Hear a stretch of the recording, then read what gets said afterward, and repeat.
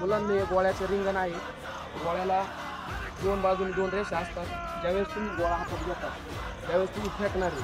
ज्यावेळेस गोळा फेकता फेकल्यानंतर तुमचा गोळा आउट ऑफ गेल्याच्या नंतर तुम्ही त्या रेषेच्या पाठीमागून आलं पाहिजे. पुढून गेल्यावरती गोळा फॉल असतो. त्याच्यानंतर मुलं गोळा 2 स्टेपमध्ये किंवा 3 स्टेपमध्ये पण फेकला जातो. गोळा तुम्ही जाग्यावरून पण आउट ऑफ फेकू शकता किंवा स्टेपमध्ये पण. गोळा फेकायला जिम्मत केली पाहिजे ना असं काय नाही. गोळा फेकण्यासाठी तुम्ही डीप जोर कंटिन्युटी ग्राउंडमध्ये ठेवली, योग्य मार्गदर्शन केलं तो गोळा स्टेपनी पण आउट ऑफ जाईल आणि जागेवरून पण जाईल. हे तुम्हाला दोन्ही पण पद्धतीने गोळा आउट ऑफ फेकून दाखवतो. ज्यावेळेस तुम्ही पुश करणार आहे गोळा त्यावेळेस जे आपलं शोल्डर आणि चेस्टचा अर्धा भाग पुढे न्यायचा. गोळा फेकताना गोळा कधीच जास्त वेळ हातात धरायचा नाही.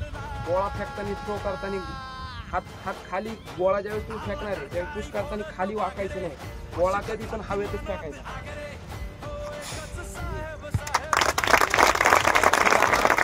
ठेवायचं तिथं आपल्याला नाही का आपल्या हातात गोळा परफेक्ट येतो.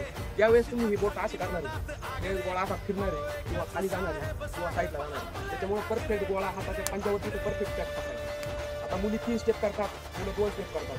3 स्टेप करणार आहे काय करायचं, पहिलं स्टेप 1, दुसरी स्टेप 2 स्टेपमध्ये कोणता श्वास लागला श्वास सहित गोळा बाहेर गेला पाहिजे.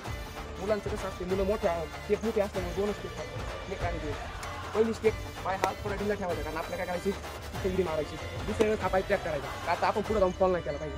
ज्यावेळेस तुम्ही हा पाय पॅक करणार आहे असा पुढे झोप देणार, तुम्ही मुवमेंट झाला पाहिजे. तुमची मुवमेंट काय होती, तुम्ही असं खाली पाहिजे.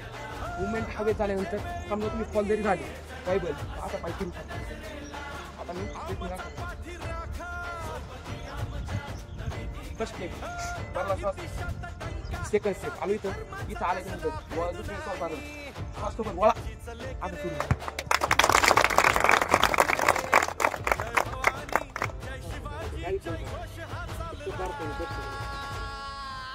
बरी त्रास